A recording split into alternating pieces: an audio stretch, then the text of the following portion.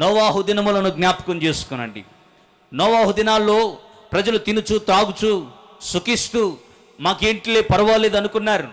నోవాహేమో ప్రక్కన ఓడను సిద్ధపరుస్తున్నాడు. నోవాహేమో ప్రక్కన దేవుని మాట విన్నాడు. నోవాహేమో ఒక ప్రక్కన దేవుని మాటకు విధేయుడయ్యాడు. నోవాహేమో దేవునికి విధేయుడై ప్రజలందరూ వ్యతిరేకంగా మాట్లాడుతున్నప్పటికీ ఓడను సిద్ధపరుస్తున్నాడు. నోవాహు సిద్ధపరచు ఓడను ప్రజలందరూ చూశారు. నోవాహు యొక్క ప్రయాసను ప్రజలందరూ చూశారు. నోవాహు యొక్క కష్టాన్ని ప్రజలందరూ చూశారు. కానీ ఏ ఒక్కరూ కూడా ఓడలోనికి రావడానికి ఇష్టపడలేదు.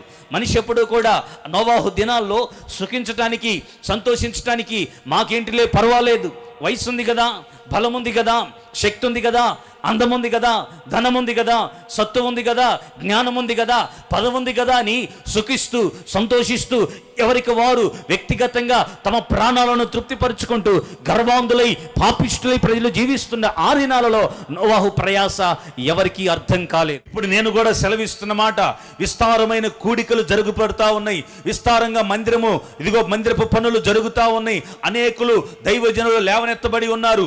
దేవుని రాకడను గూర్చి, దేవుని యొక్క దినములను గూర్చి, పరిశుద్ధతను గూర్చి, యథార్థతను గూర్చి, నీతిని గూర్చి ఒక ప్రక్కన ప్రకటిస్తూ ఉన్నా మరో ప్రక్కన పాపి తన మనసును మార్చుకోలేని కఠినుడైపోయాడు.